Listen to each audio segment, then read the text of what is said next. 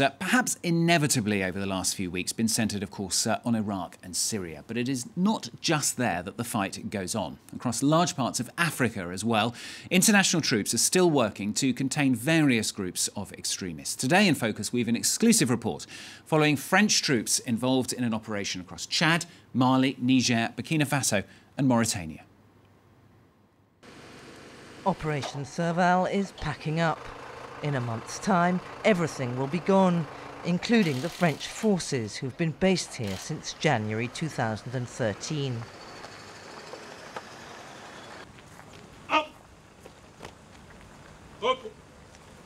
But the French army isn't leaving Mali altogether. Nous poursuivons notre engagement sans faille pour plus de sécurité et plus de paix au Mali. Redeployed across the Sahel, Operation Barkhane wants to rely on Mali's own army. But the jihadists' hideouts are spread across a vast area where the enemy is switching tactics. The enemy is much more discreet than before. He used to confront us face to face. Now he's more diffuse. In other words, the enemy has changed his strategy.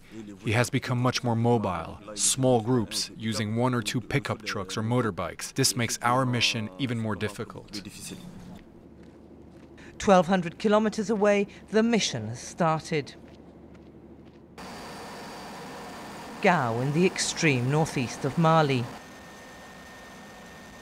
8 French armoured vehicles on the ground. Dwarfed by the Batal Plateau, a major rear base for the Mujao group. I'm about to regroup my column with elements from the Malian army, so I can launch my patrol in an eastward direction.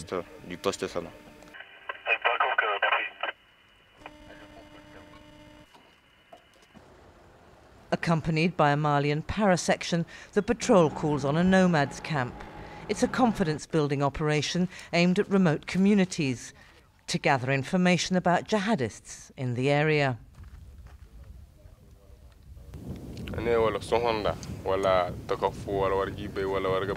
The herdsman says he hasn't seen any jihadists lately.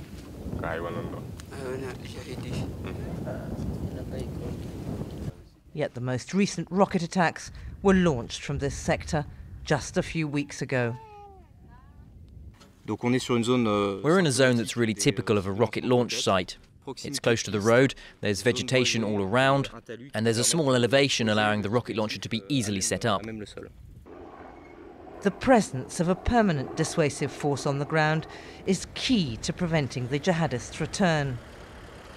Yet because of its scale, the French Sahel intervention depends on major air presence. These are the eyes of Operation Barkhane, 4 drones in Niger's capital Niamey, tasked to observe millions of square kilometres of desert.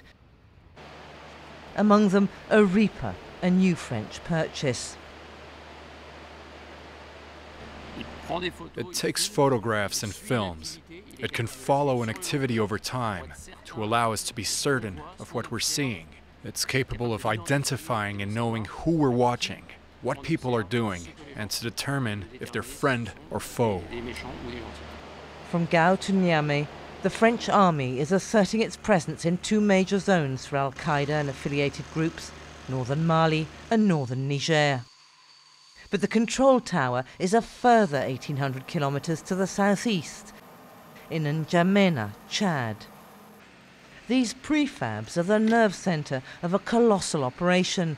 3,000 men, 5 countries. It's the most wide-ranging French army deployment since the Second World War.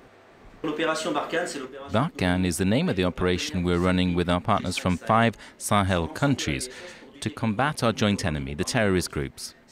It also extends to border areas such as, recently, the one between Mali and Mauritania, as well as reconnaissance operations over northern Niger and attack operations over various hiding places. It's the command base for dozens of ongoing missions.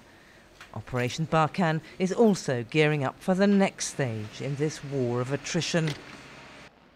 The jihadist rear bases in southern Libya.